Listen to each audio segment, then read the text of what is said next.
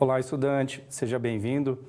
É um prazer da minha parte. Eu sou o professor Adriano Seppi, vou conduzir Programação para Web 1. Essa é a nossa disciplina importante para a sua formação.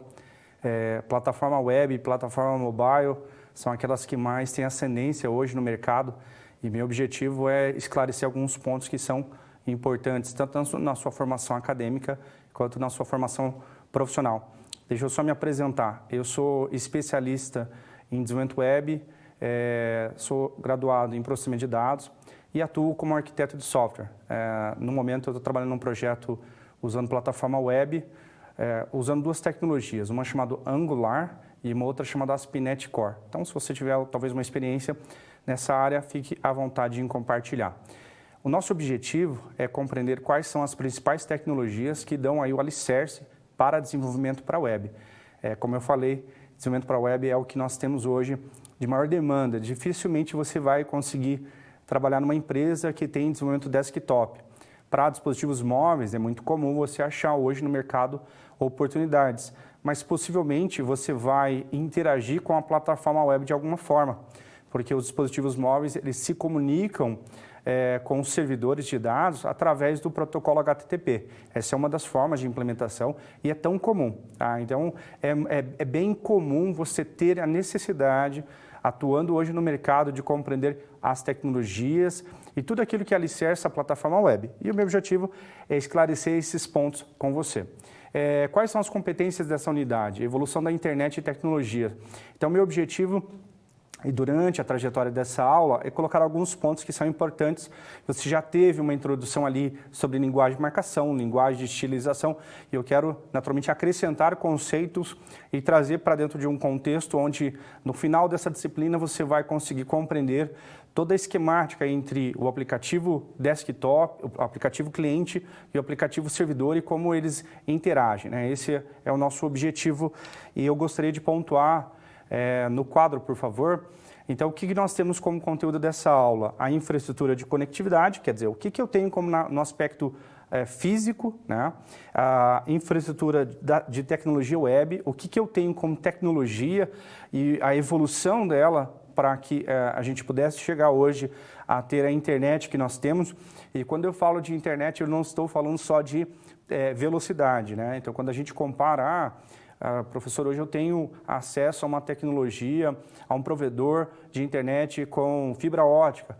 Ok, a ideia da escala da transmissão de dados, o volume de dados que você consegue trafegar, essa necessidade vem exatamente por conta da evolução da tecnologia. Então, o que nós falamos aqui é exatamente sobre essa estrutura, a evolução tecnológica, tanto a física quanto a de software, e como isso traz hoje para nós uma realidade muito agradável, tanto quanto usuários, porque nós utilizamos a internet para consumir informações, para utilizar aplicativos de mais diversas funções, tudo hoje dentro de um navegador e também como desenvolvedores, porque são oportunidades, né? Nós temos em nossas mãos a capacidade, nos falta muitas das vezes a criatividade e a condição de observar o mercado com relação a futuras demandas, mas isso é natural e nós temos que amadurecer a cada região, aí vai ter uma demanda distinta.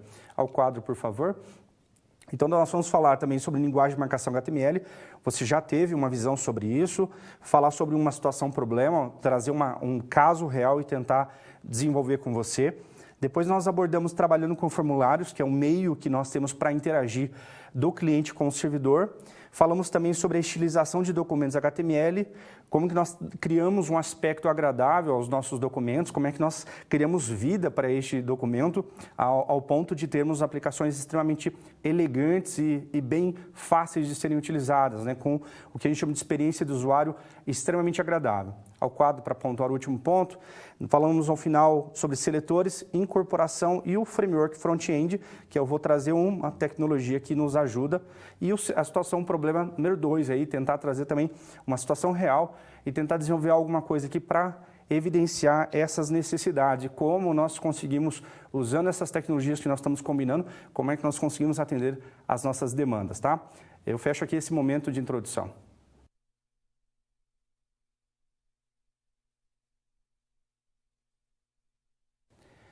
Infraestrutura de conectividade. O que nós temos que ter como pensamento?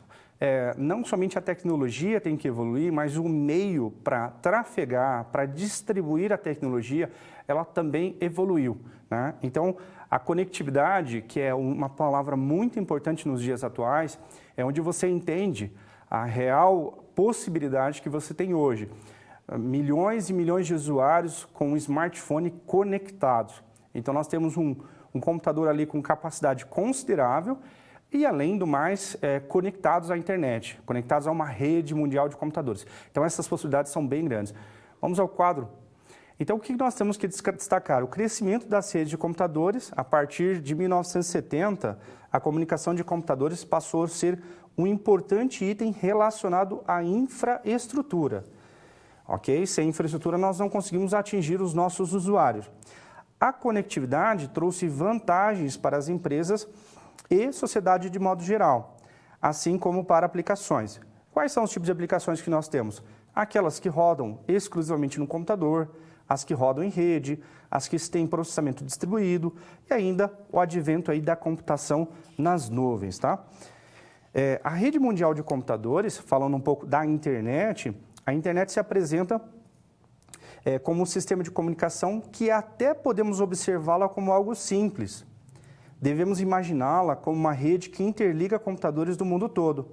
E para isso, a organizamos a partir de dois tipos de rede, as redes públicas e as redes privadas, tá? Então, aqui para acrescentar esse raciocínio, como falou, olhar a internet, a rede mundial de computadores é algo simples. Nós temos as redes que são as locais, que são privadas, e nós temos as redes de longa distância, que são aí conectados através dos provedores, os que são chamados de backbones, e nós temos uma rede mundial. Então, você consegue, através do teu smartphone, conectado numa torre próxima de você, uma torre de telecomunicação, você pode acessar um servidor que esteja rodando em qualquer lugar do mundo. Essa é uma coisa, um fato que hoje nós vivemos. Ao quadro, por favor. E aí nós ilustramos, e é importante você compreender, o protocolo de internet. O que é um protocolo, tá? Então, eu gosto de trazer esse slide para você entender que quando nós desenvolvemos a aplicação, nós estamos no topo, né? Nós estamos resolvendo um problema, estamos assumindo uma responsabilidade. Mas, além disso, existe toda uma complexidade por detrás daquilo, existe uma série de elementos que funcionam de forma encadeada, interligada e que nos dão o suporte necessário para o desenvolvimento. E é importante você guardar aí como futuro desenvolvedor de software, futuro analista de sistemas, o conceito de protocolo. Protocolo nada mais é que uma forma de comunicação, é uma língua, traduzindo aqui uma associação muito simples, é uma comunicação entre dois elementos de software. E eles precisam falar da mesma forma, de um jeito que ambos consigam se entender. Vamos ao quadro. E aí, uma visão macro para você, tá? Essa ilustração conforme Comer em 2016, ele trouxe o seguinte: eu tenho aqui dois computadores, ok? Um computador e o computador 1 e o computador 2, através da rede, que é a rede mundial de computadores, ou então a rede local, uma Local Area Network. Então você tem esses dois computadores, eles estão se comunicando. E nós temos aqui o que nós chamamos uma pilha do protocolo. Então, tem uma interface de rede, a internet exatamente, o transporte, a aplicação. O que nós vamos desenvolver é exatamente acima do protocolo de aplicação. Então, ali está tudo resolvido. Eu só preciso mandar uma mensagem e obter uma resposta. Como esse processo é digerido, como esse processo ocorre, eu não preciso ter o discernimento, mas eu tenho que compreender as características do protocolo que eu estou utilizando. Se eu vou utilizar um protocolo que nós vamos falar chamado HTTP, eu tenho que compreender a natureza desse protocolo, como que as máquinas se comunicam através desse protocolo. Então, isso é importante, o discernimento. E eu vou pontuar dois tipos de aplicações, dois tipos de protocolo aí, ó. Quais são os paradigmas que nós temos hoje de aplicações da internet? Aqui, ainda segundo o Comer em 2016. O primeiro paradigma é um paradigma de fluxo. Essa palavra é muito comum nos dias atuais, que é o tal do stream. E o paradigma de mensagem. Qual que é o sentido aqui, ó? O conceito de stream é orientado à conexão. Então, um computador se conecta ao outro, que no caso é uma comunicação 1 para 1. A transmissor envia uma sequência de bytes. A transferência com tamanho arbitrário, quer dizer, a comunicação pode acontecer com um volume de dados totalmente distinto, posso mandar quantos bytes eu quiser, e um outro ponto, é usado pela maioria das aplicações e roda sobre o protocolo TCP. Tá? Agora, se eu falar do paradigma de mensagem, não existe o conceito de conexão, eu posso usar a comunicação muitos para muitos, o transmissor envia uma mensagem de sequência de mensagem, o transmissor envia uma sequência de mensagem, e cada mensagem tem um limite de 64 kbytes, ok? E é usado para aplicações multimídia e roda sobre o UDP. Então, essa característica que é real, tá? Então, quando você conecta para baixar um conteúdo da internet, existe o paradigma de fluxo, existe uma conexão entre o teu dispositivo e o servidor, e existe um tráfego ali entre eles, uma conversa, e existem aplicações que a mensagem ela é mandada, e se por acaso uma mensagem se perder, que é o perder, no caso do paradigma de mensagem, ele não tem interferência. Esses dois protocolos é importante você distinguir, o TCP e o UDP. O UDP, ele não tem um protocolo, uma confirmação de entrega, já o TCP tem essa característica, né? Ele tem um conceito chamado ACK, de entrega, ali, uma confirmação de aceite. Então, essa distinção permite, por exemplo, o uso para uma situação onde você tem que garantir a entrega e o uso, no caso do TCP, e o UDP, quando você não precisa garantir a entrega. Vamos falar sobre cliente-servidor. A interação cliente-servidor, isso é importante você guardar. O conceito de cliente-servidor e a interação, qual que é o raciocínio? O servidor é uma máquina que fica lá esperando que haja conexão, ok? Então, o servidor sempre inicia antes. Um servidor de e-mail, um servidor web, um servidor de jogos, o que você imaginar como servidor. Ele não precisa saber qual cliente vai ser conectado. Ele espera passivamente um tempo indeterminado. Comunica-se com os clientes enviando e recebendo dados. E continua executando após atender um cliente esperando pelo próximo. Aqui, já a aplicação cliente inicia depois, ó. Precisa saber qual é o servidor a se conectar. Tá? Inicia-se o contato de comunicação, quando necessário, comunica-se com o servidor enviando e recebendo dados e pode encerrar ao final. A imagem ilustra exatamente isso. Nós desenvolvemos aplicações que vão rodar tanto no servidor quanto no cliente. O nosso cliente é o navegador e a internet vai ser o meio de comunicação. Esse é o fato consumado. Precisamos compreender exatamente como desenvolver na parte do cliente e na parte do servidor e garantir que as tecnologias que são exclusivas em cada uma dessas camadas interajam. Eu fecho aqui essa introdução sobre infraestrutura.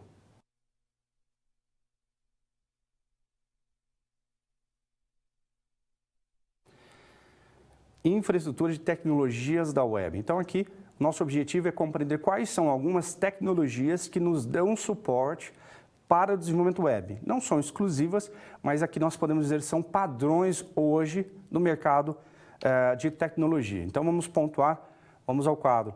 Então quando nós usamos o termo www, que é internet mundial, rede mundial dos computadores, ou World Wide Web, ok? Nós estamos falando exatamente de 3 tecnologias que nos pautam, né? Quer dizer, que dão suporte a essa tecnologia. Primeira tecnologia que nós temos que destacar, que você já viu, que é o HTML, eu vou só falar o termo em português, que é linguagem de marcação de hipertexto. Tá? O propósito é uma representação padrão usado para especificar os conteúdos e o formato de uma página web, ok? Já a URL, que é a localização de recurso uniforme, é uma representação padrão que especifica o formato e o significado dos identificadores da página web. É o que nós podemos dizer que são os endereços, ok? Já o protocolo de transferência de hipertexto, que é o HTTP, essa palavra você tem que guardar. É um protocolo de transferência que especifica como um navegador, ou um browser, interage com o servidor web para transmitir dados, tanto transmitir quanto para receber. Essas 3 tecnologias, elas não são de hoje, não foram construídas hoje, nos tempos atuais. São tecnologias que dão suporte exatamente à importância que tem hoje através da internet. A internet tem relevância e ela foi pautada por essas tecnologias. Para simplificar o raciocínio, O HTML é o que define a estrutura do documento. O que é um parágrafo, o que é um rodapé, o que é uma lista não ordenada, o que é uma tabela. A URL nada mais é do que uma forma de resolver e determinar endereços na internet. Porque como a internet é um meio virtual, precisa haver meios de determinar endereços. A URL caracteriza e tem a função de definir isso. Já o HTTP é o protocolo. Lembra que é a definição de como duas aplicações se comunicam, aplicação cliente e aplicação servidora, tá? Vamos ao quadro. Então, falando exatamente sobre HTML, o HTML vem de linguagem de marcação de hipertexto, é um padrão de representação, um padrão de representação que especifica a sintaxe para a página web. Quer dizer o quê? Que o HTML determina qual é a forma de você escrever uma página para a web. Seguindo ali, HTML é uma linguagem de marcação padrão, e isso quer dizer que, através dela, conseguimos delimitar as informações comuns existentes em um documento, como parágrafos, imagens, seções, títulos e outros. Então, HTML é algo extremamente simples. Eu digo o que é uma imagem, eu digo o que é um parágrafo, eu digo o que é um rodapé. Basicamente é isso que eu preciso determinar em um HTML. Ainda falando sobre HTML, utilizamos para estruturar uma página web e o seu conteúdo. Conteúdos como parágrafos, listas não ordenadas, imagens e tabelas, tá? Continuando, o HTML é um componente básico da web, quer dizer, é elementar. Sem o HTML hoje, nós não conseguiríamos dar vazão às informações que são consumidas através da internet. O hipertexto consiste em links que conectam uma página a outra, ou até mesmo de um ponto do documento para outro. O HTML não é sensível à caixa, não diferenciando entre maiúsculo e minúsculo. Aqui nós temos duas características importantes. O HTML, a escrita, você que já teve alguma linguagem de programação, e aí a gente começa a mexer ali com o HTML e fala, poxa, mas isso aqui é programação? Não, não é. Nós só estamos delimitando um documento, nós estamos estabelecendo o que é um parágrafo, o que é um rodapé. É algo próximo ao que um editor de texto faria, como o Microsoft Word.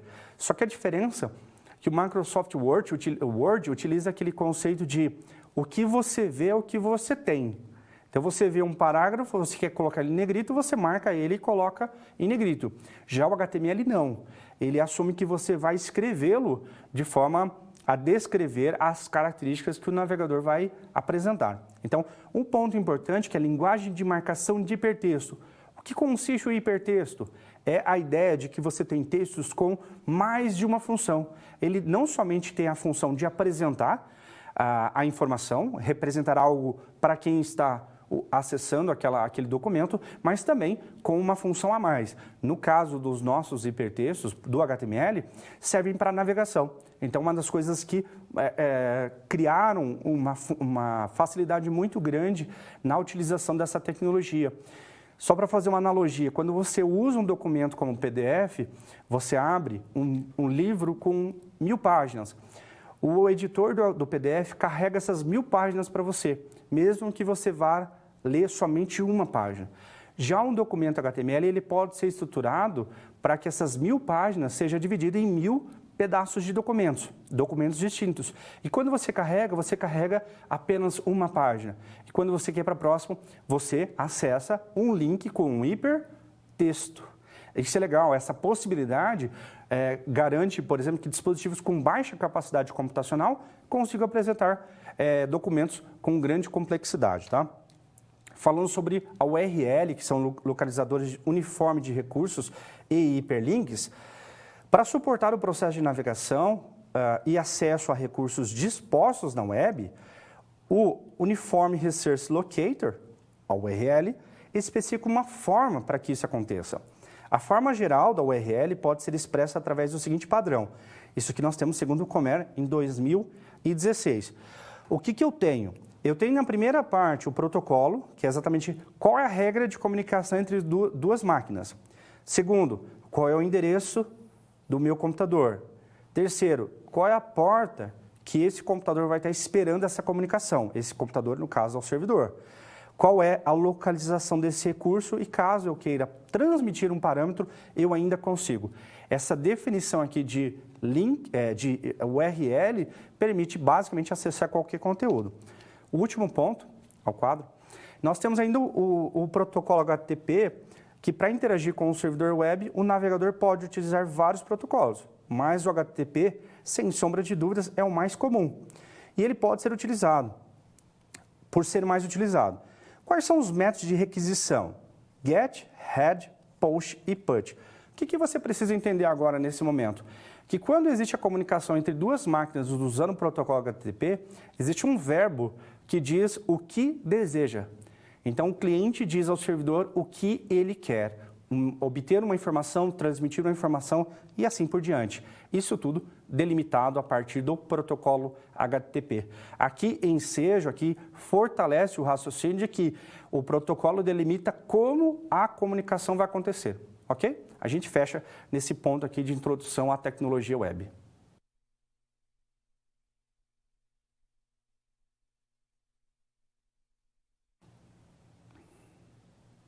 Falando um pouco mais sobre linguagem de marcação HTML.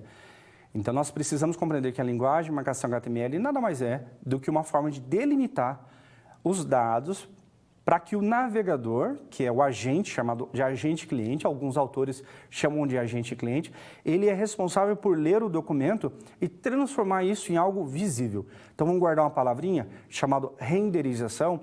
O processo de renderização é a capacidade do computador, no caso de um software, de ler um arquivo e transformar isso em algo gráfico. Então, quando você está jogando o seu jogo lá preferido, e ele faz a leitura de uma série de arquivos, de texturas, de modelos tridimensionais, e ele renderiza para você um frame, que é basicamente uma imagem do jogo, só que ele faz isso e o processo de utilização do jogo vai produzir outros frames com características totalmente distintas, tornando o jogo dinâmico. Então, guardar o conceito de renderização é o processo de transformação de um dado em algo visual. Então, o HTML é exatamente delimitar essa informação que vai ser posteriormente renderizada pelo navegador, vai ser traduzida em algo visual para os nossos usuários. Vamos ao quadro. Então, qual é a evolução? Aqui é só para você ter uma dimensão dessa evolução. Perceba que Tim Berners-Lee inventou o www, o conceito de URL, HTML e HTTP. Depois houve uma evolução sistemática. Olha, perceba 91, 93, 95. Perceba que aqui, ó, em 95, já surgiu um grupo de trabalho. Esse grupo de trabalho nada mais é do que pessoas que se envolveram para produzir algo que tivesse uma proporção maior, porque passou a ser algo mais padronizado, algo mais acessível à comunidade. Aqui nós temos a ideia de um engajamento, pessoas envolvidas em tornar uma tecnologia um padrão, tá? Voltando ao quadro. Então, nós temos aqui a W3C, que é um consórcio, empresas e pessoas, notórias pessoas que são envolvidas para, a partir desse consórcio, estabelecer aquilo que é um padrão da internet, porque a internet não pertence à Microsoft, à Apple, à Google. Então, nós temos evolução aqui, ó, sistemática ainda. Depois a gente tem esse outro grupo aqui, o WatchWG, que trouxe um rascunho de uma evolução muito importante, que é o HTML5. E eu vou terminar aqui em 2017, a partir do momento que uma recomendação, a W3C recomendou. O que é exatamente isso? O que é o cerne da questão aqui? A internet, os padrões da internet não pertencem a uma empresa. As pessoas e empresas discutem esse padrão e existe a recomendação. E aí nós temos dois pontos. Quem implementa essa recomendação são os navegadores. É a Google a partir do Chrome, a Microsoft a partir do Edge, Firefox e outros mais. Então entenda que essa recomendação é um sentido de que a tecnologia está evoluindo. O HTML5 ele trouxe evoluções sistemáticas, evoluções que são consideráveis. Por exemplo, a capacidade de você mostrar um vídeo diretamente no navegador, um áudio, elementos do tipo vetoriais, são características que potencializaram a tecnologia, tá? Vamos ao quadro. Então, a linguagem HTML, nós podemos dizer que HTML é uma linguagem de programação, mas sim uma linguagem especializada para a estruturação de um documento, tá? O texto produzido fica entre símbolos especiais, denominados tags, que indicam a sua aparência, tá? Uma tag tem o seguinte formato. Perceba, muito simples o raciocínio. Você tem uma tag que tem uma função, você tem um conteúdo e uma tag de fechamento. A tag de abertura e a tag de fechamento. As tags, tecnicamente definimos tags como palavras-chave envolvidas pelos caracteres menor e maior, como a tag HTML. Tags que são representadas como um par são também chamadas de tags de abertura e fechamento. E aí, nós temos ainda a possibilidade, duas regras de escrita, então vamos pautá-las aí para você. Primeiro, temos as tags de abertura e fechamento. O que vem a ser uma tag de abertura e fechamento? A tag de abertura e fechamento é aquela tag que delimita um conteúdo, ok? Por exemplo, a tag P de parágrafo, ela delimita um parágrafo, aquilo que naturalmente é um texto e ele tem que aparecer numa linha só. Então, é o sentido do parágrafo. A tag P, ela tem abertura e fechamento, por quê? Porque você delimita onde começa o parágrafo e onde termina. Aqui é o quadro, por favor. Agora nós temos as tags vazias. O que são as tags vazias? São aquelas que eu não tenho uma tag de fechamento. Olha, ela só tem, no caso de abertura e fechamento, aqui, ó, abertura e fechamento. A tag P é um exemplo. As tags vazias, ela não tem. Exemplo, o BR. O que é o BR? Break Hole. Então, você está incluindo para o navegador um ponto de quebra, uma quebra de linha, break hole. Você não tem como delimitar conteúdo, é um ponto de inclusão. Então, nesse caso, nós usamos as tags vazias exatamente para isso. Vamos ao quadro. O que são exatamente elementos? Olha, esse é um ponto importante, tá? Para você compreender. Elementos HTML são rigorosamente tudo que estiver entre marca de início e fim, incluindo as tags. Então, para você distinguir, a tag é basicamente a instrução. O elemento é a aplicação da tag. Então, quando você abre uma tag P e fecha uma tag P e coloca um conteúdo, todo esse abertura, conteúdo e fechamento é um elemento. Os atributos, na verdade, os atributos são elementos do HTML que podem ter atributos, os elementos do HTML podem ter atributos que proporcionam informações adicionais, ok? Por regras, eles sempre são definidos na tag de abertura. Exemplo, aqui nós temos uma tag P, abertura e fechamento, e nós temos um texto aqui, ó. Esse é o conteúdo. Perceba que existem dois atributos, um chamado ID e o outro chamado Style. Essa característica de atributos permite com que você aplique uma configuração própria para aquele elemento. No caso aqui, a gente está mudando a cor para vermelho, tá? Então, nós também temos os comentários. Ao quadro, basicamente, os comentários, assim como na linguagem de programação, nós, em algumas situações, podemos desejar incluir informações em nossos documentos, mas sem a possibilidade disso ser visto pelo usuário, quando o navegador processa-os, né? No caso, o conceito de renderização. Nós usamos essa instrução de abertura do comentário e essa instrução de fechamento. E aqui nós temos uma estrutura básica de uma página. Primeiro, um tipo de documento, indicando que HTML, na versão 5, um elemento raiz chamado HTML, porque é um documento HTML, o cabeçalho e o corpo do documento. No cabeçalho, nós temos duas informações, qual é o título da página e qual é uma meta-informação indicando qual é o conjunto de caracteres. Essa estrutura é importante você discernir. HTML, o doctype é a indicação do tipo de documento, é uma característica que fez parte da evolução do HTML, indicando ao navegador quais foram as regras de construção do documento HTML. HTML é o próprio documento, duas seções importantes, head, que é o cabeçalho estrutural, e body, como cabeçalho, como corpo de conteúdo, tá? A gente fecha aqui esse conceito, esse introdutório aí sobre tecnologia HTML.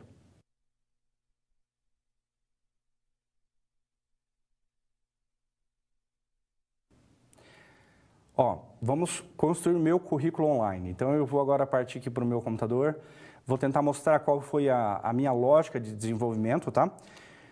Vamos ao quadro para pontuar a nossa situação problema. Ó, precisamos publicizar os nossos conhecimentos e, para isso, vamos desenvolver um documento HTML que apresente de forma objetiva os seguintes pontos: biografia, formação, conhecimentos e outros. Aqui, olha, sem mais delongas, perceba que o que nós estamos aqui é construindo um currículo. Então, nosso objetivo é expor. Eu não vou entrar na precisão dos dados, eu só vou mostrar a estrutura que eu utilizei e depois eu mostro o resultado disso. Vamos ao computador, por favor. Eu estou usando aqui o Visual Studio Code, que é uma ferramenta que você tem total acesso, ela não tem custo, tá? Então, perceba que você vai poder baixar na sua casa essa mesma ferramenta, é só procurar por Visual Studio Code. Eu vou pedir aqui para abrir uma pasta, no qual eu já estou utilizando. Deixa eu, aula 1, aqui, ó, essa é minha pasta, ok, deixa eu só colocar aqui. Eu já construí uma estrutura, mas eu vou construí-la aqui rapidamente, uma nova versão. Vou chamar de, deixa eu dar um zoom aqui, ó. Vou dar o nome do arquivo, currículo ao vivo, .html. Então aqui do Visual Studio Code, que é uma ferramenta extremamente produtiva, eu começo aqui construindo a minha estrutura do HTML. Então ele tem um chamado match, que é exatamente um pseudocódigo que ele já constrói para mim um documento com aquilo que nós tínhamos visto, que é o HTML. Deixa eu tirar o zoom. Nós temos aqui o doctype, o HTML, que começa aqui o HTML, o elemento estrutural head e o body. Todo o meu conteúdo vai dentro do body, ok? Nada além disso. O que eu preciso fazer? Olha, a boa prática, não existe uma boa prática, né? Não existe um jeito certo. Eu vou começar colocando uma div. Div nada mais é do que um elemento onde eu delimito uma área. Não tem uma função explícita. Eu estou criando uma div aqui, e dentro da div eu vou criar outras divs, tá? Vou usar uma estrutura chamada div, o texto é bio, ok? Dei um ID, div, um outro ID, formação, mais uma div aqui, eu vou colocar um ID aqui chamado conhecimentos,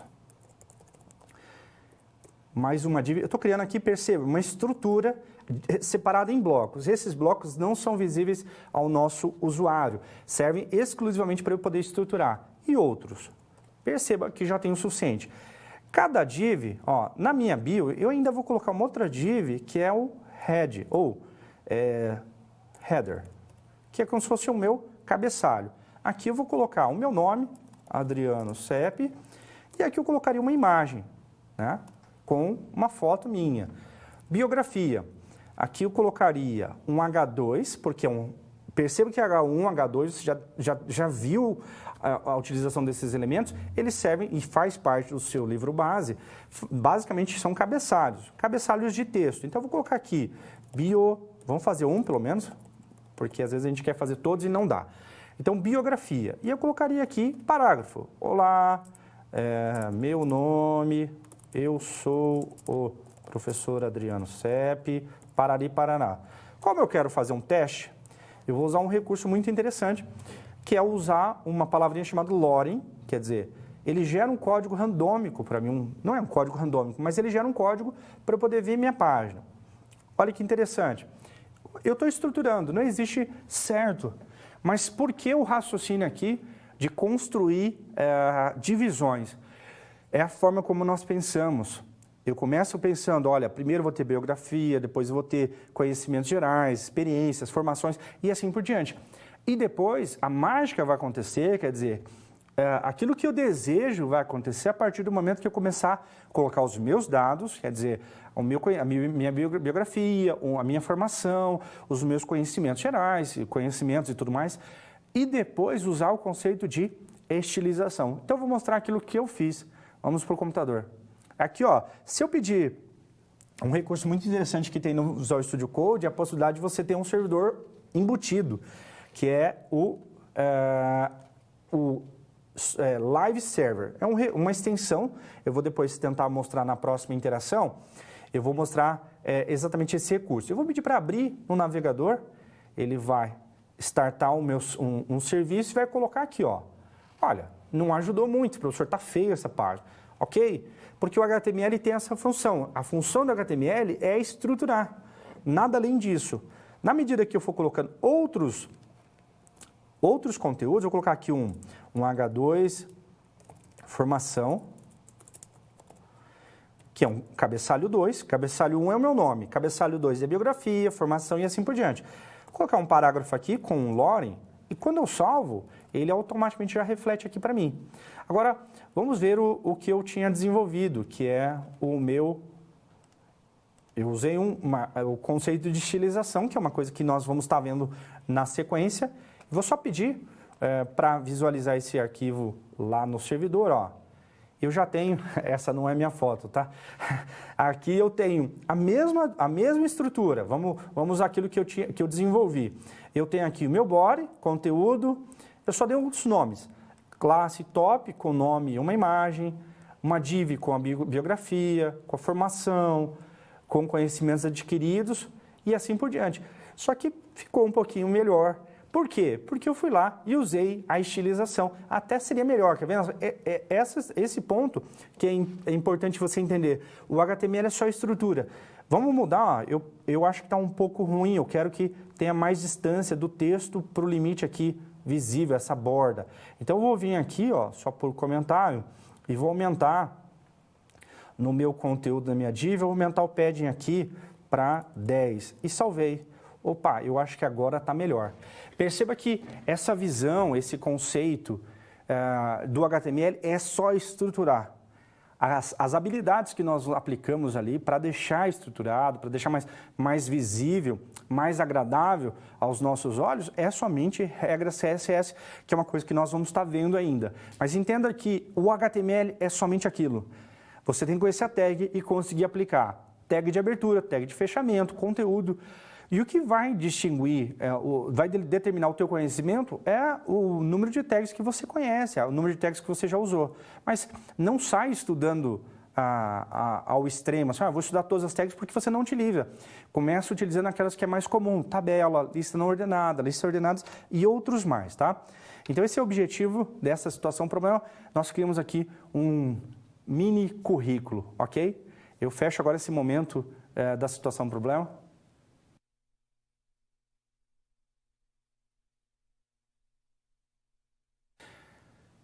Nesse momento de interação, eu vou deixar um instante aqui para você pensar exatamente o quanto a ferramenta pode, ora nos ajudar a produzir mais, a ter mais domínio sobre aquilo que nós estamos fazendo, ora produzir menos. Qual a importância do ferramental, do conjunto de ferramentas que nós temos acesso? Se você tiver qualquer coisa para pontuar, para você acrescentar nesse sentido, manda essa mensagem para nós e a gente volta num instante.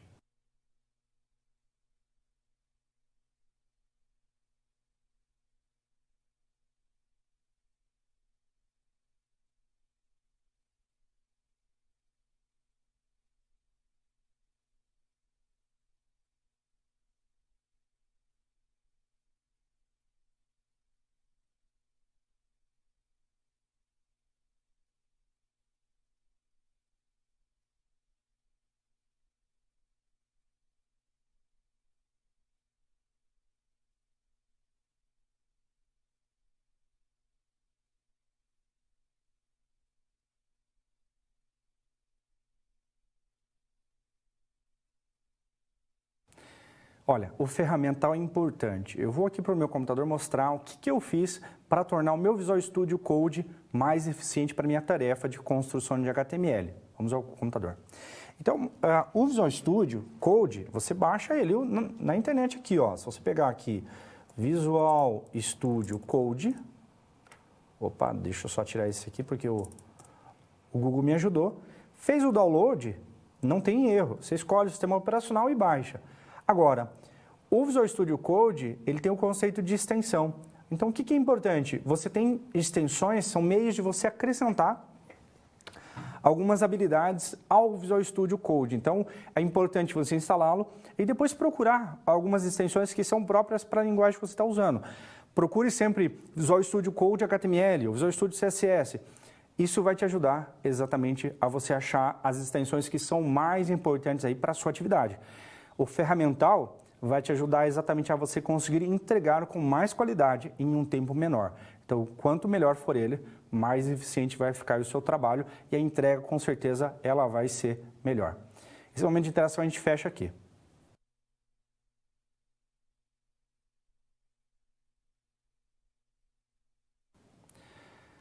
Perceba, quando nós utilizamos a linguagem de marcação, nós apenas delimitamos os dados, como o navegador vai renderizar, como é que ele vai produzir isso na perspectiva visual.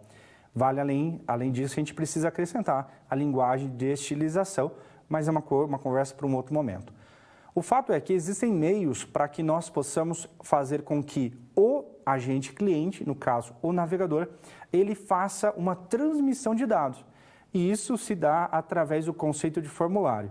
Então, no primeiro momento, a internet, o protocolo HTTP, entregava as informações, entregava o conteúdo. Em um segundo momento, ele foi alterado, evoluiu, vamos assim dizer, para conseguir também fazer uma comunicação de transmissão de dados do navegador para o servidor. E a partir disso, algumas interações muito importantes hoje que nós temos no uso da internet, no uso das tecnologias web, passou a ser percebida. As pessoas passaram a utilizar as páginas web para transmitir, seja um fale conosco, preencher um formulário, fazer um cadastro qualquer, e além disso, a tecnologia evoluiu para muito mais do que eu estou falando. Mas nós precisamos, nesse momento, falar sobre os formulários HTML. Vamos ao quadro. O que eu preciso entender? São tags novas que você precisa administrar, tá? A tag forms basicamente a tag raiz que nós usamos para delimitar, para estabelecer onde começa, onde termina o formulário. E os formulários são utilizados para permitir que dados sejam coletados dos usuários. Pensou em coletar dados, a gente pensa em formulário. Ao projetarmos um formulário, indicamos qual será o elemento computacional que receberá os dados imputados. Porque perceba, nós vamos coletar esses dados, mas quem vai receber os dados? Quem vai processar aquilo que o usuário informou? Nós indicamos na tag form. Utilizamos esse elemento form como container. Container é como um elemento de um envoltório, uma forma de envolver todos os elementos que compõem aquele formulário, né? Onde você armazena dentro dele, ele estabelece ali o que vai ser coletado. Esse container dos demais controles do formulário, tá? Então, nós temos aqui uma representação da utilização da tag form. O que eu preciso? Eu indico uma tag de abertura form e uma tag de fechamento. Todos os controles que eu colocar aqui é o conceito de container. Ele vai conter elementos onde o usuário vai conseguir naturalmente preencher, são campos, nós vamos especificar campos, e esses campos vão ser utilizados para receber os dados, e na hora que for transmitido esses dados, vão chegar a um servidor. Qual é esse servidor? Onde está esse serviço que vai receber, vai coletar esses dados? A partir desse atributo chamado action. Aqui nós especificamos uma localização de recurso uniforme. Essa localização é de um servidor. Então, vamos só associar. Se você nunca usou HTML e não tem discernimento do que é o formulário serve para coletar. Então, você diz quais são os campos. Olha, o usuário vai ter que fornecer o nome, o endereço, o telefone. Ok. Essa é a estrutura que o usuário vai ver dentro do navegador. Só que esses dados vão ser transmitidos para alguém, porque alguém vai pegar, alguém que eu falo é um elemento computacional. Essa informação é transmitida através da internet e grava-se numa base de dados, ou então manda-se um e-mail, o processamento é livre. O fato é que a partir do atributo action, nós estamos dizendo qual é a ação referente àquele formulário, o que vai ser executado na hora que os dados forem transmitidos. Voltando aqui para o computador, e eu entro também no mérito com relação ao método. Quando a gente falar sobre o protocolo HTTP, nós falamos sobre os verbos. O navegador, por exemplo, quando ele obtém uma página, ele usa um método chamado GET, que eu estou dizendo, olha, eu quero os dados de uma página. Agora, quando ele vai interagir com o servidor para transmitir dados de um formulário, nós podemos definir esse método de comunicação, e o mais comum é o método POST, tá? Quais são as tags que nós colocamos dentro de uma outra tag, no caso o form? A tag input é a mais comum. Este elemento pode ser utilizado para captar vários tipos de dados. Isto porque pode ser configurado através do atributo type. Abaixo vamos verificar quais tipos de controles gerados, tá? Aqui é um exemplo. A tag input vamos fazer a tradução, é uma entrada de dados, ok? O sentido de input é entrada de dados. Assim como nós temos output como saída, input é entrada. A tag é uma só, então você usa a tag input, só que você tem um atributo chamado type, e de acordo com esse type, você vai mudar aquilo que o usuário vai interagir. Vamos aqui para o computador. No caso, eu posso ter, no caso, campos do tipo escondido, que são aqueles que não são apresentados ao usuário, campos do tipo texto, onde o usuário está livre para digitar qualquer coisa, password são aqueles campos onde aparece um coringa lá, um asterisco, quando o usuário digita, não é visível o que está sendo digitado, radio, que seria campos de seleção exclusiva, checkbox são campos de múltipla seleção. Eu posso ainda ter um campo do tipo file para fazer upload de conteúdo, um input do tipo submit, que seria como um botão que faz a transmissão, inicia o processo de transmissão, tá? E eu ainda tenho a possibilidade de um input do tipo reset, que limpa todos os campos, do tipo button, que é um campo, um botão basicamente, que não tem uma função, ele é livre, e eu ainda posso ter um campo ali do tipo image que vai ter uma atuação como se fosse um botão, tá? Alguns outros controles que eu tenho, o botão, que eu posso tanto usar, olha, perceba a distinção, eu tanto posso utilizar um input do tipo type button, ou então uma tag do tipo button, aí fique livre, não existe melhor ou pior, é uma questão de opção. Vamos aqui ao computador, ao quadro. Eu também tenho a possibilidade, um campo de seleção, um campo de uma área de texto, quer dizer, com múltiplas linhas, e um rótulo, tá? E aí, nós temos um exemplo de formulário. Aqui é um exemplo onde, olha, perceba o que é novo para nós. Campo form. Qual é a ação? O que ele vai acionar? Ele vai acionar uma página chamada login.php. O que faz essa página? Agora não é importante para nós. Qual é o método de transmissão? Ele vai postar esses dados, ele vai transmitir e essa informação ela não vai ser visível ao usuário. Tudo que o usuário digitou vai ser envolvido na mensagem que ele vai comunicar com o servidor. E esse servidor, o recurso que ele vai acionar é o login.php. Agora perceba os inputs. Input do tipo texto, o usuário vai poder digitar o nome dele. Input do tipo password, vai poder digitar a senha. E mais um input do tipo submit, que é basicamente um botão onde o usuário vai poder acionar ali o entrar. Aqui seria uma tela de login. Então, a mesma tag vai coletar o nome do usuário, a senha do usuário e vai ainda gerar o botão de entrar, ou login, no caso a gente usou o texto entrar. Tudo isso dentro de uma tag form que vai pegar esses dados que foram preenchidos e transmitir lá para a página login.php.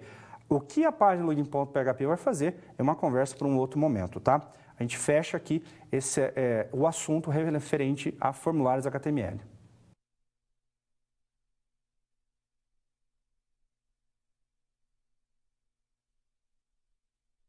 Estilização de documento HTML. Então, HTML basicamente delimita a informação, só que eu preciso ainda criar um aspecto agradável ao meu usuário. Duas palavras importantes para a nossa área. User Experience, que é a experiência de usuário, ok? Interface de usuário. Essas duas palavras, elas trabalham de forma colaborativa. Aquilo que o usuário vê é representado pela interface de usuário. E a experiência é o que vai fazer com que o usuário goste ou não de usar o aplicativo que você desenvolveu. Até um tempo atrás eu diria que isso não era tão importante, mas com o avanço da tecnologia, com alguns exemplos que nós temos de qualidade de software que as pessoas comuns já têm acesso, cada vez mais a experiência é um delimitador aí entre uma aplicação com qualidade e uma aplicação sem qualidade. Vamos aqui falar sobre CSS. O CSS nada mais é do que uma sigla que significa, vou só colocar aqui o termo, é uma folha de estilo em cascata, ok? Basicamente, você cria um estilo, guarda dentro de um arquivo e isso se aplica a todas as suas páginas HTML, tá? E por que nós utilizamos o CSS? A grande vantagem do uso do CSS é de separar a marcação HTML da apresentação do site. Então, nós temos duas tecnologias que colaboram. A primeira é o HTML, que estrutura o dado, a forma como o usuário vai renderizar, no caso, o navegador, e o CSS ele vem complementando, porque ele diz regras referente à estrutura, à representação visual. Um define a estrutura, o outro define a estilização, tá? Voltando aqui para o computador, o HTML destina-se unicamente a estruturar e marcar o conteúdo. Já o CSS tem a responsabilidade pelo visual do documento, o aspecto visual, né? O aspecto daquilo que se vê, né? Vamos lá, CSS e sua sintaxe. Uma regra CSS é uma declaração que segue uma sintaxe própria e que define como será aplicado o estilo a um ou a mais elementos do nosso HTML. Um conjunto de regras CSS formam uma folha de estilos. Uma regra CSS, na sua forma mais elementar, compõe-se de 3 partes. Um seletor, uma propriedade e um valor, tá? Então, aqui nós vamos ter uma visão desse conceito chamado regra CSS. A regra CSS compõe essas 3 partes. Você diz uma regra de seleção, onde você diz, como se fosse só para fazer uma associação, quais são as condições que o navegador vai utilizar para determinar quais os elementos que vão ser configurados. Então, por isso que a gente chama de seletor. E a configuração propriamente dita você determina o que vai ser estilizado. Vamos ao computador, vamos ao quadro, por favor. Seletor é um modelo que será aplicado a todos os elementos no qual sejam enquadrados através do seletor, ok? A configuração definimos como os elementos serão afetados com relação à sua apresentação. E nós definimos as propriedades, que é uma característica que será configurada, e também um valor, tá? Vejamos uma regra CSS, olha. É bem tranquilo para compreender. O que nós temos aqui? Eu tenho, primeiro, o seletor. O seletor está dizendo o seguinte, todo parágrafo deverá ter uma cor, essa cor em hexa, uma cor de fundo, essa cor em hexa, um estilo de fonte, oblíquo, e um alinhamento à direita. Perceba, CSS é isso. Você diz qual é o seletor, o parágrafo, a tabela, o rodapé, e você diz o que você quer configurar. Agora, a partir dessa simples interação, seletor e configuração, uma regra CSS, basicamente, seletor, propriedade e valor. A partir dessa configuração, você pode fazer muitas coisas, tá? Vamos ao quadro, por favor. Então, para que possamos declarar uma regra CSS, uma regra CSS, quando válida para vários seletores, essa pode ser agrupados. Separe cada seletor com uma vírgula. Perceba que não importa, você não tem que se preocupar com a configuração. Não é a fonte family, família de fonte, chamado sans serif. Aí nós entramos no conceito de tipografia, não é o ponto aqui para nós. O que é importante? Você entender que essa regra CSS é isso. Vou até limpar. Isso é a regra CSS. Regra CSS.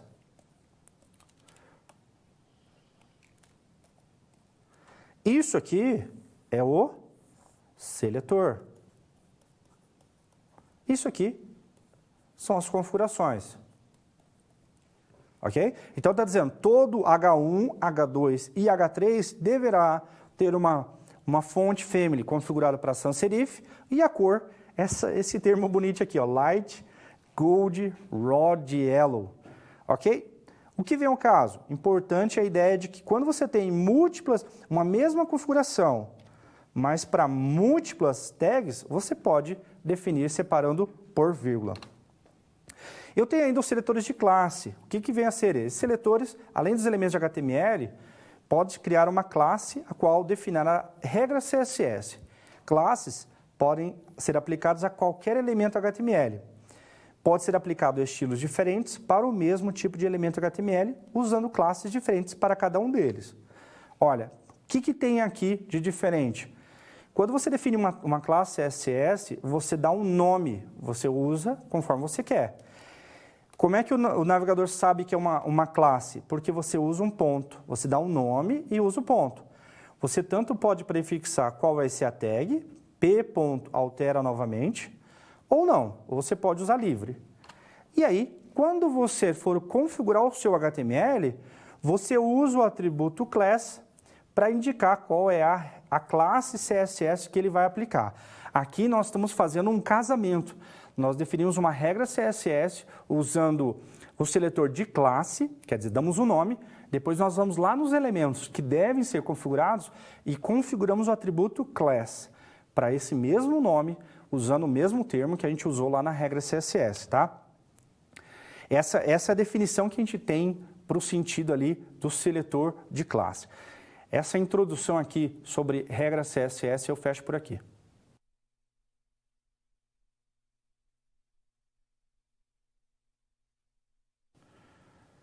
Vamos falar um pouco mais sobre seletores, incorporação e framework front-end. São conceitos ali que nos pautam, que nos dão um norte legal com relação às possibilidades com relação a CSS, né? Vamos falar sobre múltiplas classes CSS. Então, olha, eu tenho aqui como objetivo apresentar múltiplas classes. O que seria isso? Imagina um CSS, primeiro ponto, o que é um seletor de classe? Um seletor de classe é um seletor que eu dou um nome, no caso eu chamei de destaque. Eu posso prefixar com qual vai ser a tag que vai ser configurada, se eu quiser, mas eu não preciso. Então eu criei um seletor chamado destaque e um seletor chamado citação. São duas regras. Lá no meu HTML, perceba, eu vou na tag que eu desejo, no atributo class e configuro. Para esse caso, cabeçalho com destaque, só vai ser aplicado a cor vermelha, porque eu configurei aqui. Agora, já o H1 com o texto cabe com destaque itálico, vai ser aplicado tanto a cor vermelha, perceba, quanto o estilo da fonte. Por quê? Porque eu utilizei mais de uma classe. É possível você configurar um elemento HTML com mais de uma classe CSS.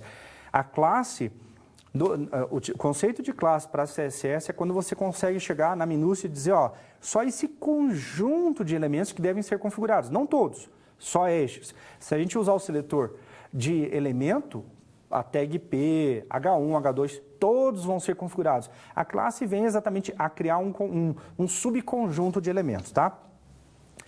Um outro tipo de seletor, falando sobre CSS, vamos ao quadro, nós temos os seletores de identificadores, que são os IDs. O que vem a ser esse seletor de ID? O objetivo dele nada mais é do que determinar ali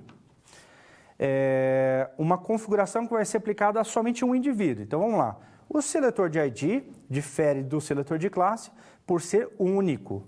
Um seletor de ID de um determinado nome só pode ser aplicado a um e somente um elemento HTML dentro do documento. Esse é o objetivo. ID é de identificação. Então, o sentido é, você vai ter um elemento HTML e você vai configurar uma regra somente para ele. A sintaxe para o seletor de ID é mostrada a seguir. Um nome qualquer precedido do sinal do sustenido ali, o hashtag, conforme você ache apropriado. Vamos ao exemplo. Então, eu tenho uma regra CSS onde eu disse, ó, somente o elemento que tiver o ID parágrafo deverá ser configurado com cor gold e o tamanho da fonte, large, que aí entenda aqui como se fosse uma constante que define um texto largo, né? Ou um texto grande, vamos dizer assim. Ou então eu ainda posso, caso eu ache apropriado, eu ainda posso determinar qual vai ser o tipo do meu elemento, no caso, qual é a tag desse elemento. E quando eu for lá no HTML, perceba, eu vou usar o mesmo termo que eu defini aqui, ó, parágrafo, eu tenho que colocar no ID. Aqui, nesse caso, eu estou determinando uma configuração exclusiva para o parágrafo com ID parágrafo, né? P, a tag P, com o seu ID parágrafo. Então, nesse caso, é uma configuração específica. Para a gente pensar no conceito de aplicação, nós temos os seletores de elemento. Então, você define qual é o elemento HTML, qual é a tag. Todos vão ser configurados a partir daquele seletor. Nós temos os seletores de classe, onde nós criamos um subconjunto exclusivo para uma configuração, ou então nós criamos um outro seletor, que é o seletor de ID, onde nós dizemos somente aquele elemento deverá ser configurado. Quando nós fazemos isso, nós fazemos em um arquivo, ou um arquivo externo HTML, ou dentro do HTML. Então, nós vamos agora compreender como definimos as regras CSS. Então, para isso, como que nós vinculamos as folhas de estilo a um documento HTML? Primeiro, eu posso usar a forma mais comum é essa que eu estou apresentando aqui. Ó. Você linka, lá no cabeçalho do teu HTML, você linka com o arquivo CSS, onde vai ter todas as regras. Ok? Existe uma outra forma, que é a importação. Então, eu incluo aqui uma tag style, e dentro da tag style eu faço uma importação do meu CSS. Essa forma de importação, que é a segunda, ela não é tão comum. O mais comum é exatamente o link, tá? O que você mais vai encontrar aí nos exemplos e tudo mais, tá? Então, nós definimos as nossas regras CSS e nós ainda podemos incluir dentro do próprio HTML, usando a tag style, tá? Não pontuei aqui no documento, na nossa teleaula, mas você ainda pode incluir dentro do próprio HTML, você ainda pode configurar diretamente no elemento HTML, você pode ir lá no atributo style. Então, nós temos a configuração por atributo, a configuração no próprio documento, ou então em arquivos externos. Então, em arquivos externos passa a ser a melhor abordagem. E agora eu vou falar sobre um framework. O que exatamente é um framework? Que no caso é o Bootstrap. Aqui é só para abrir um horizonte para você. Quando nós vamos criar as nossas regras CSS, a configuração disso passa a ser algo bem pesado, principalmente quando nós estamos envolvidos com o desenvolvimento, projeto de banco, a engenharia de software. Então, os frameworks, eles nos ajudam a criar um padrão de interface sem criar efetivamente essas regras CSS. Vamos ao quadro. Então, nós podemos construir sites responsivos para que, com o suporte de projetos que são chamados mobile first, quer dizer, são focados primeiramente para dispositivos móveis, e para isso nós podemos utilizar bibliotecas de componentes front-end, quer dizer, são conjuntos de recursos que são utilizados para construir aquilo que o usuário vê, ok? Um exemplo disso é o Bootstrap, ele é um projeto de código aberto, através desse endereço nós conseguimos obter, tá? E para a utilização, perceba que o que eu já apresentei para você é o suficiente. Para utilizar o Bootstrap, nós temos que linkar o nosso documento com o documento CSS do Bootstrap. Aí eu faço só menção a essa sigla aqui, chamada CDN, que é Content Delivery Network, que é rede de entrega de conteúdo, que basicamente são sites que hospedam recursos que são utilizados por muitas páginas, tá? Só uma pergunta aqui, ó. Qual a ordem de aplicação das regras CSS? ID, classe e tag. Olha, do menos específico para o mais específico. Então, vai ter, naturalmente, vai ser o tag, vai ser classe e depois ID. E também, tá, isso para Paulo Ribeirão das Naves, lá o aluno Marcos. Grande abraço para você. E também vai ter essa precedência, é importante você compreender. Então, é do mais generalista, quer dizer, aquilo que é para genérico, que no caso é o tag, depois você vai para o mais especialista, que é a classe, ou então o ID, e depois a gente tem um outro porém ainda, a ordem que você declara. Então, é um negócio que é importante aí você conseguir resolver. E também existe uma outra técnica que é exatamente você usar uma diretiva chamada importante no seu CSS para você dizer assim, olha, independente de quais são as precedências, eu quero que isso aqui seja configurado. Aí uma forma, muitas vezes, quando a gente precisa lidar ali com aquilo que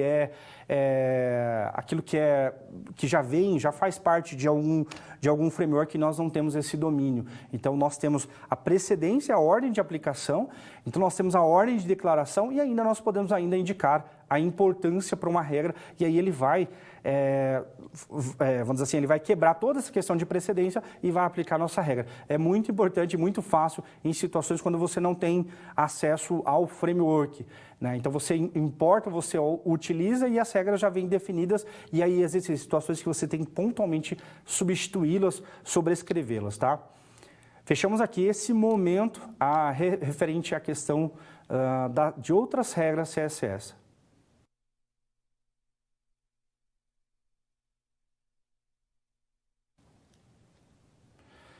Então, aqui eu gostaria agora de pontuar como nós poderíamos fazer aí um Fale Conosco. Então, vamos à situação problema. Precisamos desenvolver um mecanismo para que os clientes do Mercado Maurício, utilizando uma página corporativa, efetuem alguma comunicação, seja para pedido ou comentários em gerais. Então, quando a gente está pensando na visão de que o usuário vai interagir, então, nós precisamos coletar esses dados, nós queremos saber os comentários, os pedidos. São os formulários HTML que nos dão esse suporte. Existem outras técnicas, mas aquilo que nós temos ali como elementar, mais simples de ser utilizado, com certeza são os formulários. Esse é o nosso objetivo, então nós vamos tentar resolver aqui no computador. Vamos a ele.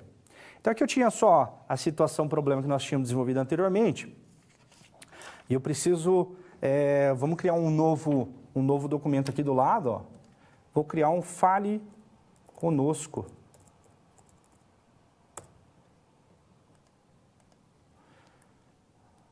Olha aí, ok?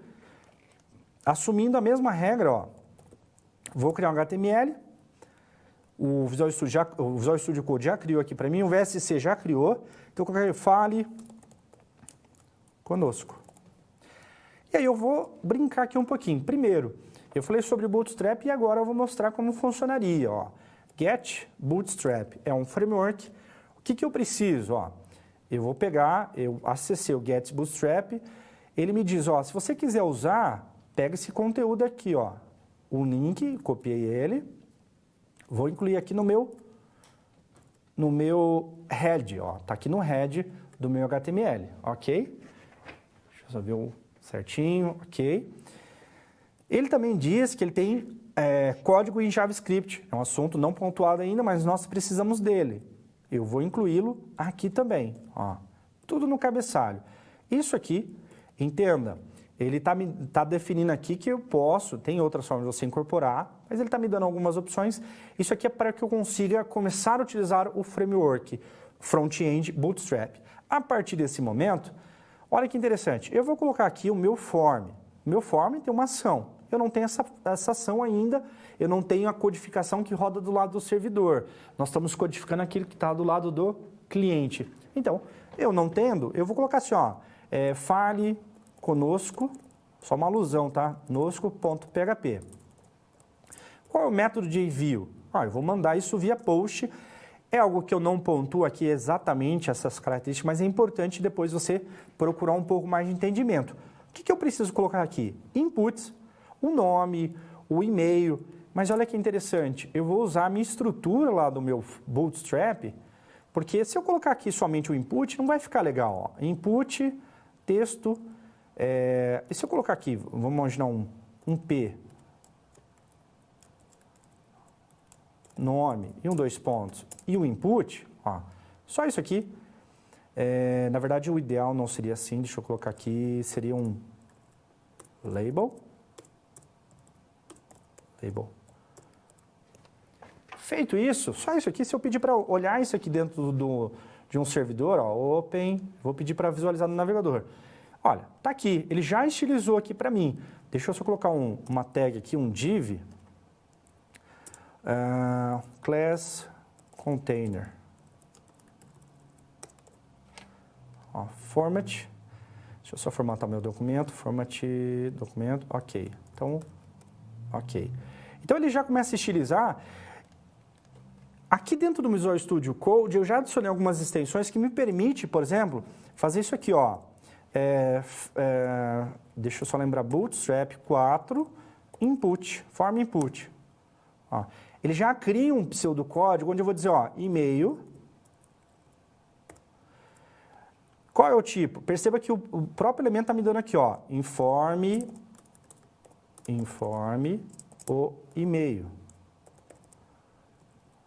Deixa eu só terminar aqui. Eliminar essa condição, eu vou voltar para você entender o que eu fiz, ó. Eu adicionei uma extensão que me gera o código automático, quer dizer, ele produz. Então, eu tenho um acesso aqui, ó, Bootstrap 4 form input. Então, ele cria para mim, primeiro, qual é o texto? E-mail, quer dizer, o que o usuário vai ver? Eu vou dar um tab. Qual é o texto que vai aparecer lá? Informe o seu e-mail, tab. Qual é o texto aqui? Qual é o tipo? Ah, o tipo é, e-mail. Oxi. E-mail. E aí você vai colocando, e eu posso ainda colocar uma ajuda, mas eu não preciso dessa ajuda. Deixa eu só tirar isso aqui para a gente ver como ficou. Ó, informe e-mail. Eu vou fazer mais um para a gente olhar. Então o usuário vai colocar o nome, perceba que sem o Bootstrap já não ficou a mesma coisa. Vou refazer isso aqui, ó. Bootstrap 4, form input. Nome é o texto que ele vai ver. Placeholder é a marca d'água. Informe o seu nome. Qual é o tipo? Do tipo text. Pronto. Eu não preciso do help ID. Deixa eu só tirar ele. Salvei. Opa. Não sei o que aconteceu aqui, deixa eu ver. Eu salvei, mas ele não reconheceu, não. Stop Live Server. Deixa eu tentar de novo fazer mais um, porque ele não... Bootstrap 4, form input, nome, informe, deve ter informe o seu nome, do tipo text, é o suficiente. Aí eu vou só tirar, ó, perceba que eu estou construindo e eu não estou entrando nas configurações específicas, né? Só o help text aqui que eu posso tirar, ó. Mais um campo, né? Ele tem, deixa eu colocar aqui mais um, Bootstrap 4, form, multi, text area, comentário. Aí eu tenho outros atributos referente a nome, ID, mas isso não vai entrar no mérito. Deixa eu só colocar número de linhas, ó, pronto. Olha, o que nós vamos avançar ali, existem outros atributos que eu não entrei no mérito. Por quê? Porque agora nós não precisamos. Mas o que você precisa entender? A tag form delimita os inputs onde o usuário digita. Por que eu usei o Bootstrap? Porque ele já vem com toda uma carga de configuração visual. A minha programação ainda vai precisar existir. Quando nós entrarmos exatamente na execução disso no plano do servidor, vai ficar um pouco mais claro e nós vamos ter que entrar na minúcia do atributo name e outros mais, tá? Então, eu entendo aqui como uma forma de construir um formulário de forma elegante, sem entrar exatamente na estilização ali específica de cada elemento, que nós não teremos condições de fazer isso, tá bom? Eu fecho aqui esse momento, essa resolução da situação problema.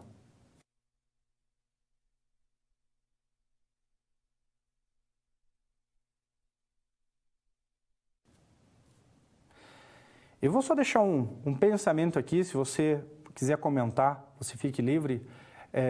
Quando nós entregamos a um framework front-end, no caso o Bootstrap, e outros mais que existem, entregamos a estilização, nós perdemos ou ganhamos com isso?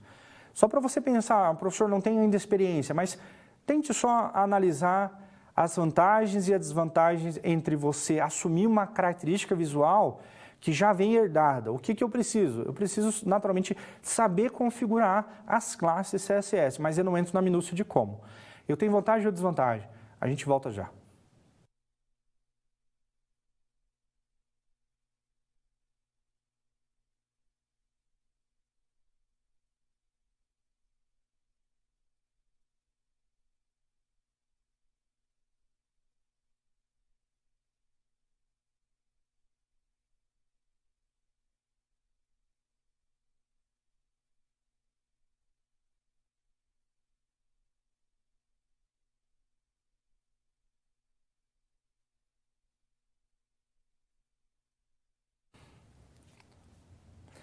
Olha, o que eu posso te acrescentar é o seguinte, hoje, no processo de engenharia de software, existem muitas fases complexas. E quando você pensa ainda que uma equipe vai assumir a estilização, se você tiver profissionais dedicados a isso, ok, você vai conseguir entregar um trabalho bom. Agora, se você tem aquele desenvolvedor full stack, né, que é o desenvolvedor que faz desde do back-end até o front-end, se ele tiver que também criar a estilização do começo ao fim, vai ser algo muito oneroso para o desenvolvimento e isso vai impactar no custo. Então, o uso de um framework exatamente não diminui o conhecimento que você tem que ter sobre HTML, CSS e JavaScript, mas permite com que você assuma uma linha, o que a gente chama de guideline, uma linha guia, sem ter necessariamente que construí-la.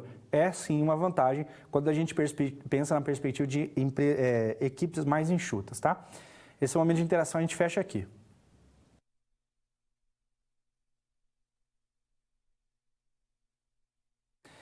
Vamos fazer uma breve recapitulação sobre tudo que nós vimos nessa aula. Vamos ao quadro. Primeiro, a infraestrutura de conectividade. Nós falamos sobre o conceito da internet, rede privada, rede pública, né? Essa conectividade que hoje nos cerca a partir da telecomunicação, né, que hoje nós temos através dos dispositivos móveis e tudo mais. Então, nós estamos diariamente convivendo com informações que chegam a todo instante, seja pelo WhatsApp, seja pelo Facebook, ou seja por qualquer outro aplicativo de entrega de informações. Nós também temos a infraestrutura de tecnologias web, que Comer, em 2016, a partir do seu livro, que é uma referência para nós, ele pontuou que era o HTML, a URL e o HTTP. Nós depois abordamos o conceito de linguagem de marcação. Uma breve introdução, porque isso já é um conhecimento seu, tá? Falamos também na sequência sobre os formulários, a função deles, a ideia de você conseguir coletar dados, né? Permitir uma comunicação, uma produção de dados a partir do cliente, não necessariamente do servidor. Entramos no conceito de estilização de documentos, abordamos os seletores de ID, os seletores de elementos, que são os seletores de tags, os seletores de classe e depois, no último momento, a gente falou sobre os seletores de ID, falamos sobre como incorporarmos folhas de estilos e concluímos ali com uma visão breve sobre o framework front-end Bootstrap, tá? O que eu gosto de falar aqui? Que as possibilidades com relação à sua carreira profissional são muitas. Pode ser que você tenha demandas específicas na sua região aí, que te permitem você trabalhar com tecnologias que são focadas em desktop. Mas é fato que cada vez mais, quando você senta numa mesa ali para tentar fechar um negócio de tecnologia, duas plataformas vão ser discutidas, web ou mobile. Você pode, muitas das vezes, ter que trabalhar com ambas. Hoje, eu estou trabalhando profissionalmente tanto com a plataforma web quanto a plataforma de dispositivos móveis, né? E aí nós ainda temos a possibilidade de trabalhar com a plataforma web no contexto dos dispositivos móveis, né? Então é uma possibilidade. Agora, tecnologias desktop, elas ainda vão ter utilização, elas vão ter importância no mercado, porque a gente tem uma palavrinha mágica ali, quando a gente fala de tecnologia da informação, que se chama legado. Os legados, que são aquilo que foram construídos por décadas, eles estão nas empresas, eles têm seu valor e o valor, o investimento para convertê-los é às vezes impraticável. Então ainda existirão tecnologias que estão fora daquilo que eu estou falando e também não estão pautadas ali nos dispositivos móveis, mas novos projetos possivelmente vão utilizar tecnologias que são não são nem emergentes, são tecnologias dos dias atuais. Então eu aconselho, na medida do possível, você se dedique tanto a essa disciplina quanto a essas tecnologias e depois na sequência nós vamos abordar outros elementos ali que vão compor o nosso leque, olha que interessante, o leque de tecnologias que são necessárias para ser um profissional aí do desenvolvimento da plataforma web. Eu fico por aqui, um forte abraço.